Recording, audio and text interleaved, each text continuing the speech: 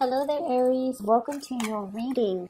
So you've got some really interesting images that came up when I was shuffling out this spread for you. You've got some great things, by the way, and let me just talk about a few things first that I saw, and I'll unpack them via the spread. I also have an announcement to make. Let me start with that first. I don't usually make announcements, especially because I know that people are here for the reading, but I am no longer giving out private readings. If you are interested in a private reading, I do have a colleague who is a psychic that I trust wholeheartedly. She is an amazing reader, and her information to her scheduling website is in the description box down below. So if you're interested in a reading, if you're looking for some type of spiritual guidance, please reach out to her. And her scheduling website is very user-friendly, it's easy to use, and it's very it's a speedy process. Okay, so if that's something that you want to do, please do reach out. So the information is in the description box below. You can click on the link and it'll take you to her scheduling website where you can enter your information, and it's checkout is via PayPal. It's very easy to use. Okay, so I encourage you to get a reading with her. She's very phenomenal. So when I was shuffling out the spread for you, what I saw was I see this tunnel. It's underground and it's a long tunnel, but there is this really beautiful pinkish white light at the end of the tunnel. And I see this puppy. He's a black he's a black puppy with some white spots on him. He's wagging his tail and he's happily walking through this tunnel because he sees the light on the other side. Now, animals have amazing instincts, and I know this is a puppy and he's finding his way. But as he's moving closer and closer to the light, what's at the end of the tunnel is I see a big doggy bag of food, and it's spilled over. So it's spilled over on the ground. So of course he's gonna get some food.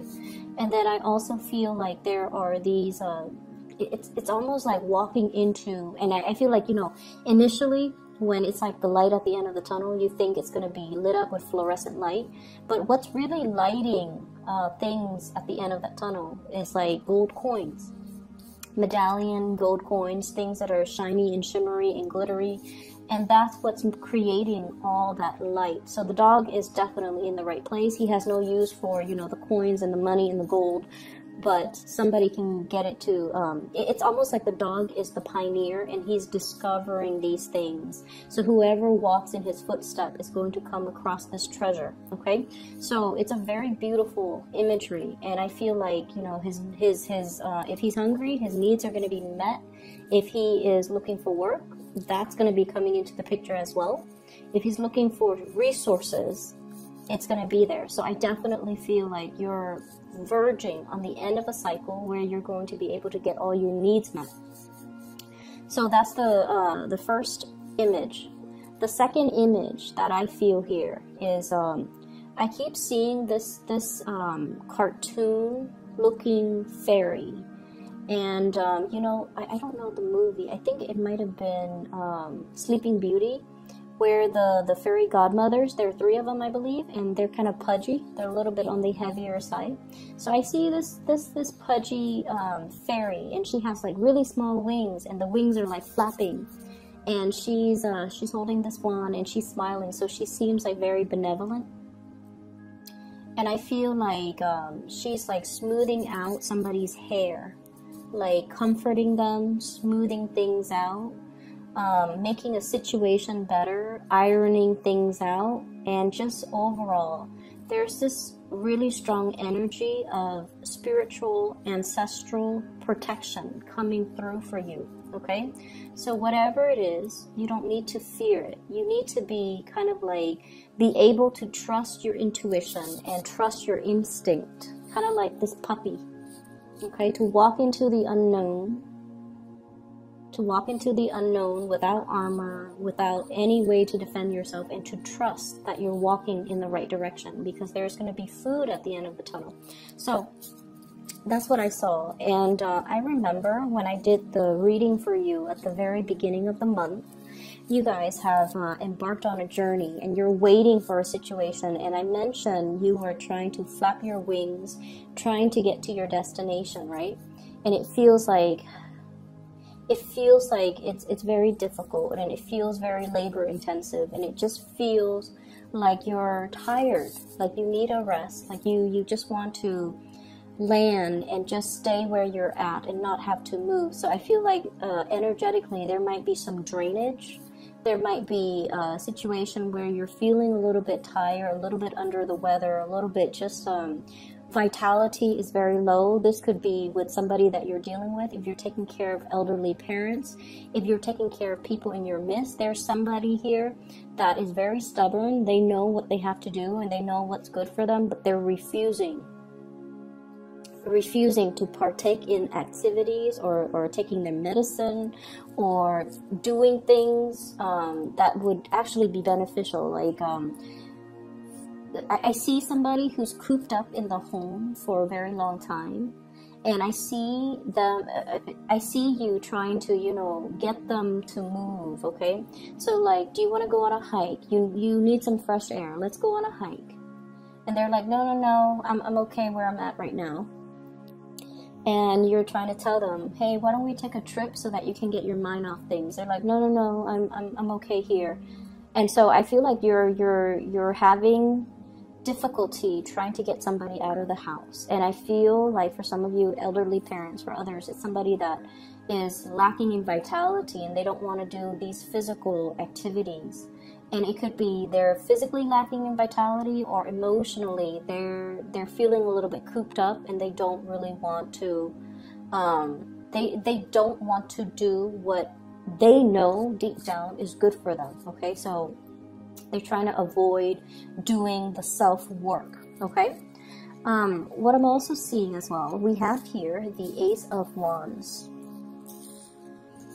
and we have as well, this is the Page of Wands. Okay, you guys are definitely embarking on something brand new. This could be a project. This could be a new job. This could be some type of a creative venture that you're very excited about and you're going to be undertaking wholeheartedly. There's a lot of hopefulness and optimism associated with this. This is an opportunity for you to kind of prove yourself. No longer a child, protected and coddled. We're now becoming a little bit more, you know, we're growing up and we have skills that we want to display to the rest of the world. Okay, so I feel like you're embarking on a brand new journey, and I feel like it's forcing you to step outside of your comfort zone a little bit. But I do sense that you have a lot riding on this, and I also feel like you're going to be, it's in your element, you know, fire signs, the suit of wands, it's in your element, which basically means you're going to transition into it very naturally, without any type of hurdles to overcome, without any type of a learning curve, without any type of without any type of setbacks. Okay, so if you've been fearful of doing this in the past, or if you've been feeling like, you know, once again, self-esteem, I don't know if I'm ready for this just yet. Maybe in 2 years, maybe in 3 months, you know, I need to get myself prepared for it. If for whatever reason you've been holding back, and now you feel like, I'm going to do this, and I feel like it's the right time, and I'm going to embark on it wholeheartedly, and I'm going to show my skills. So I definitely feel the learning curve is not going to be a problem for you. There isn't a learning curve. It seems to me like it's more like a straight path, okay? And we also have as well the straight shooter. This is communication, contact, a lot of exchanges over wide distances. So I definitely feel a lot of communication, a lot of interaction back and forth via electronic communication, emails, text messages. What I'm seeing as well, I see many of you are keeping in contact with a lot of people, okay, going back and forth. And I do see as well, I don't know why there's this mirroring energy here, but I feel like there's a lot of going back and forth, a lot of communication, a lot of long distance communication. And so make sure, and I do see geographical distance as well, but it's going to hit the mark. Okay, so this is a card that traditionally facilitates travel and movement and communication in general. The way that it's coming out, they're saying that you're going to hit the mark, so the distance is not really going to matter. Things are going to be arriving very, very smoothly and transition very smoothly for you, so you don't have to worry. And there's still, okay, the mirroring energy makes sense now. There's some type of a spiritual protection. I mentioned before the ancestral protection, and it's almost like whatever hits this mirror is going to bounce back. Okay, so if it's malintention, it's going to be sent back or boomerang back to the sender. So if you've been dealing with any situation where you feel like you have to shield yourself, or if you have to kind of keep your opponents at bay or try to keep the negativity, you know, away from you, I feel that there is going to be some reprieve from that, and especially there's going to be some type of divine protection where it's going to bounce back that energy and it's not going to energetically affect you. So there's a lot of protection coming through from this spread. I feel like in a mundane sense, for example, if you have a deadline and for whatever for whatever reason, if you fail to miss the deadline, for example, I feel like, you know, the divine protection can come in a way where the deadline is pushed back because so-and-so that was supposed to be there to review the final product happens to be sick, so you have like that extra day to get things done.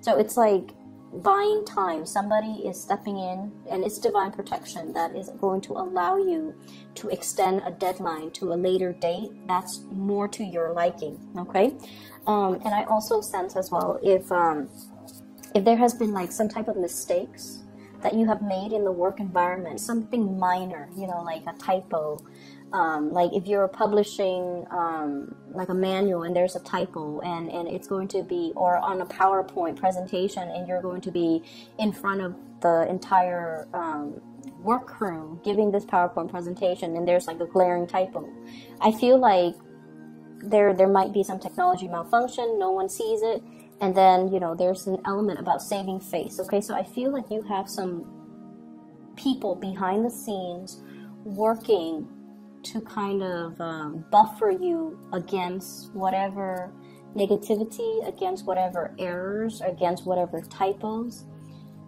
and things like that. So you do have some really good things, and I feel for whatever reason, whenever I see the spiritual protection, I feel like they always come in because there is a reason for it.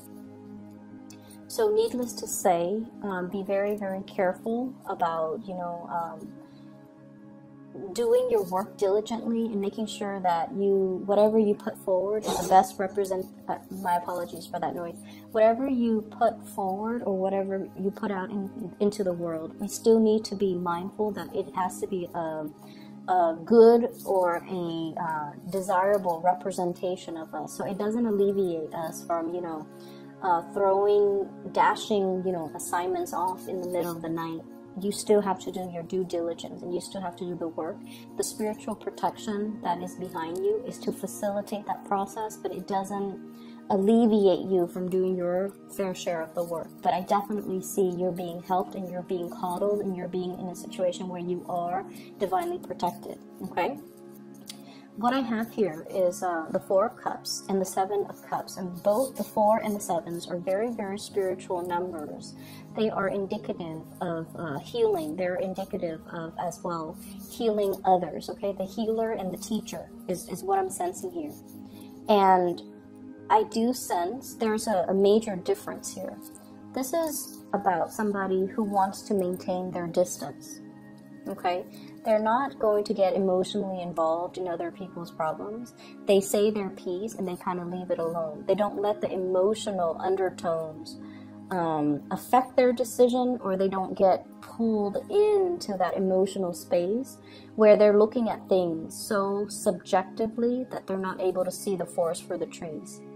And then we also have the 7 of Cups. This is like that empathy and that sympathy, wanting to do things for another person, feeling things so deeply where we feel like we have to step in and intervene.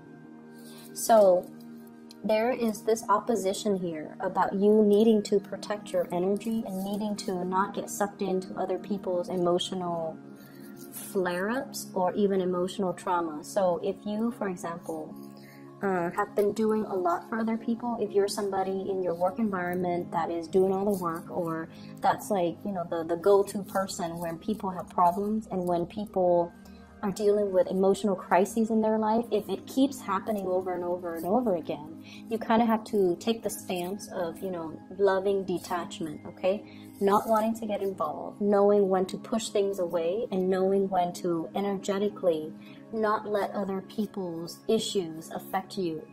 If it's their problem, it's their problem. As much as we want to get involved, we kind of need to preserve our energy and need to draw very clear boundaries, okay? I mentioned 2 weeks ago, there was this guilt, and I feel like it's coming into the picture.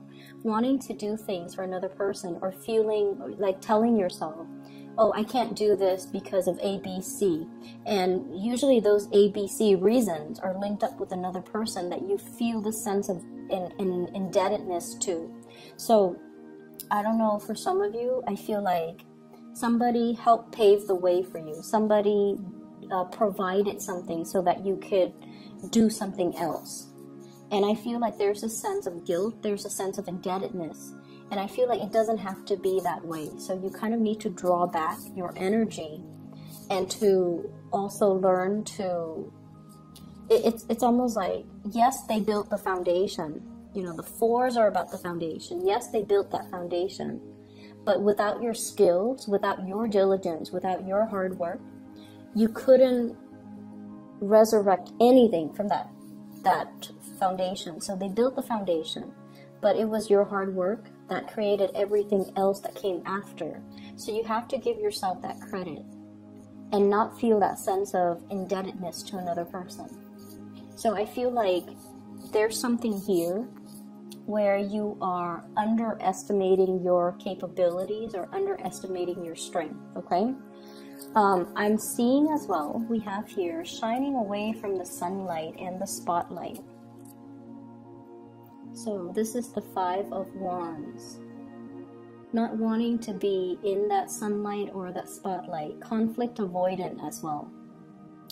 Boundaries, okay? So making sure that you stand up for the things that you believe in. And this is something that I feel strange saying to an Aries, because you guys are very militant about defending your beliefs. You guys are quite aggressive when it comes to, you know, giving somebody your 2 cents. You know, you do get upset, you blow up, and then you get over it. But there is a situation here. The 5s indicate opposition. It doesn't have to be nasty or drawn out, or, you know, it can just be a situation where we do not see eye to eye with another person. And I feel like you're blocking away this conflict, and I feel that you need to kind of face it head on. Underneath it is the devil, and this is something that, you know, the devil is kind of like the greatest, like, sleight of hand, okay? So it's almost like we fear it because we feel like he might exist out there somewhere, but it's in our mind space. Okay, so it's almost like the imagination runs wild, and we make a situation a lot scarier than it has to be. So unless we face it head on, it's going to be constantly, you know, this dreaded fear, but it's not very real. So unless we face it head on, we're not going to be able to banish the fears. We carry it with us. So, and once again, like I said, I feel like it's a little bit strange for me to mention this for you guys, for Aries, but I feel like there's something here where you're trying to avoid conflict, you're trying to hold back, you're trying to appease the other person, and in a way, succumbing to that too much and not voicing your opinion, or not drawing boundaries, or not being able to confront or face the situation head on, I do feel that you're giving your power away. Okay, so make sure that you are aware of this and, you know, say your piece, hit your mark, and move forward. Okay, tackling things, being strategic, and especially communicating in a way where you're able to get your point across. Okay, straightforward communication, hitting your mark right here, and not being afraid of whatever this conflict, this person is, because I feel like the fear is a lot bigger in your head and in your psyche than it is in reality. I'm also sensing here there is a huge uptick when it comes to your financial resources and possibly being able to have 2 revenue streams. I have here the 2 of Pentacles, 2 sources of income. So it could be you and a partner. It could be you juggling 2 things. And I feel like something is very, very brand new. It needs to be taken seriously and treated almost like with, you know, kitty gloves, okay? Something that is very delicate. It needs an opportunity to grow, and it needs to be taken very seriously. So, you know how in the traditional Rider-Waite deck, the 2 of Pentacles is the man juggling the 2 pentacles? In this situation, it's almost like, which one do I treasure? There are 2 cats here, and they're both, one is new, I guess one is a little bit more, this one looks like it's older, that one looks like it's a kitten, and so if it's brand new, you want to devote a little bit more time to it, okay, until it's self-sustaining, until it's self-sufficient. So this is pretty much telling you not so much to multitask, but to do something, whatever that's newer, whatever that you need to kind of like get off the ground in a very foundational way. Establish that foundation first before you devote more time to what the existing thing. Okay, so treat things that are new, that are emerging, with a little bit more care and a little bit more attention, because it's new, and so it requires a lot more work. Okay, so the initial work that you put in, it's going to pan out. Just be very diligent, be very patient with it, and especially give it that care and that attention until it's able to progress on its own. All right, finances is going to be picking up for you guys very quickly. What I have here is the 8 of Pentacles. This is basically that harvest, okay? Being able to kind of like have something tangible as proof of your hard work. So the 7 is the harvest. The 8 is at that point of completion almost. Excuse me. And I feel like I almost feel like there's this big energy about, you know, focusing, laser-like focus on one thing, birthing something, taking care of something that is brand new, nurturing it in order for it to grow for you. So I definitely see new projects that are in store for you, and I feel like it's going to pay dividends, but you have to kind of drop the other thing or put it in the back burner for now. Come back to it at a later date, okay? I hope the reading is helpful for you guys, and I do wish you all the best for this month. I'll be back in February, okay? Take care of yourself, Aries.